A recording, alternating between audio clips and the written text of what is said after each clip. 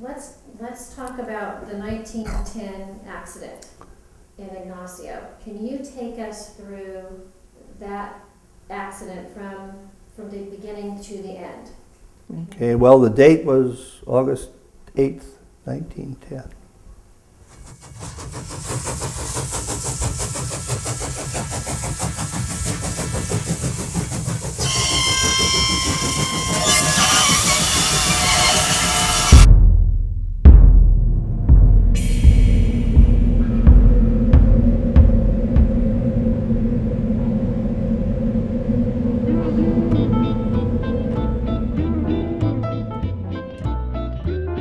Well, the first railroad in Marin was the San Rafael and San Quentin, which was formed to bring passengers between San Rafael and San Quentin, where they would get a ferry boat for San Francisco, and that was about 1869.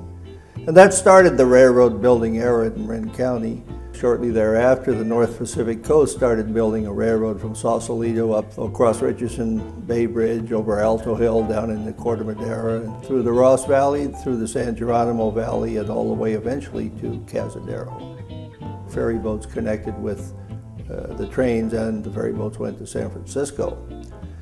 A little later, Donahue began building south from Petaluma through San Rafael and eventually reached Tiburon. Well, I grew up in San Rafael, a couple hundred yards from the railroad tracks, so my whole life was, early life was seeing trains pass by. And one summer, taking time off from college, I decided I needed a job, so I went to work for the railroad, the Northwestern Pacific Railroad at Tiburon. And stayed there for 3 months, went back to college after I got out of college. Didn't have anything to do, so I thought I'd take another summer job. Well, that job lasted some more than 30 years with the Northwestern Pacific and Southern Pacific Railroads. Before the railroads came, there was no practical way to ship produce of the county to the market, and there was no real practical way for people to travel.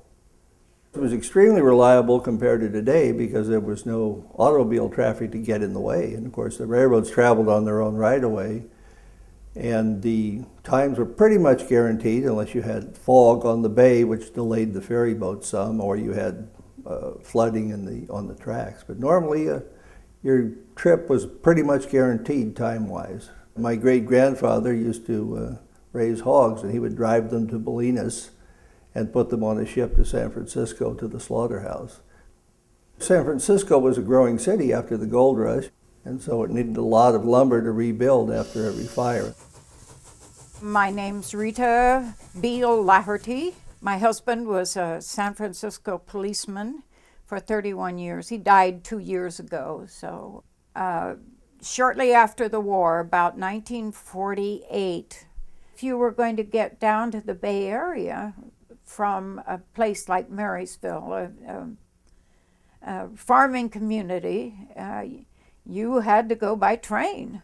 If you started in San Francisco, you went on the ferry across to Oakland, and then you got on the train, and I have done this on several occasions, and it was pretty exciting. So those that lived in the Ross Valley went to Tamalpais High School, and the railroad ran what they called the school special, which was 5 cars which would leave Manor in the morning, go down to Almonte, back into a spur at Tamalpais High School, and disgorge their students. The school special did have 5 cars. 1 car was for boys only, 1 car was for girls only, and 3 cars were for whatever happened. And the tales of the boys' car are almost hard to believe, but having talked to people who rode in the boys' car, I believe them. It was a pretty rowdy scene.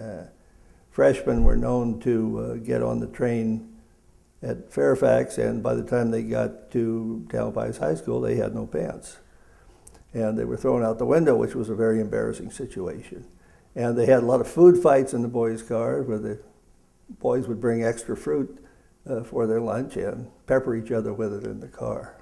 The refrigerator cars, which we laughingly, they were reefer cars, and that was code for a marijuana cigarette when we were kids. And so we all laughed about that. These timetables were issued twice a year by the railroad, and these were what we called employees' timetables, and They were for the government and information of employees only, and they contained the schedule of the trains and different rules.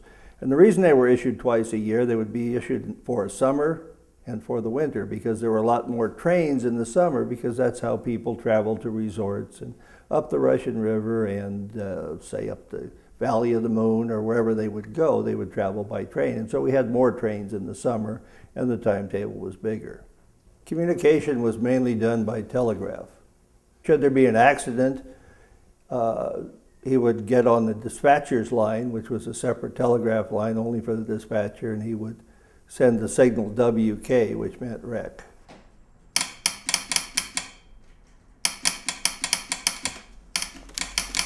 Wreck, wreck, wreck. Polarity and number 6, head on. All a mess. Have you driven?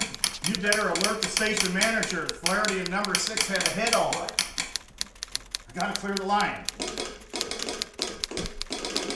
These are photos of the 2 locomotives involved. This is number 18 when it was in service on the San Francisco and North Pacific coast at Ukiah, probably about 1901. And it was the locomotive on the Extra West that collided. It was totally destroyed and never rebuilt. The other locomotive shown in later years here, but it's looked about the same here, I'm sure, as it did then, was 20. It was rebuilt and served the railroad for many years thereafter.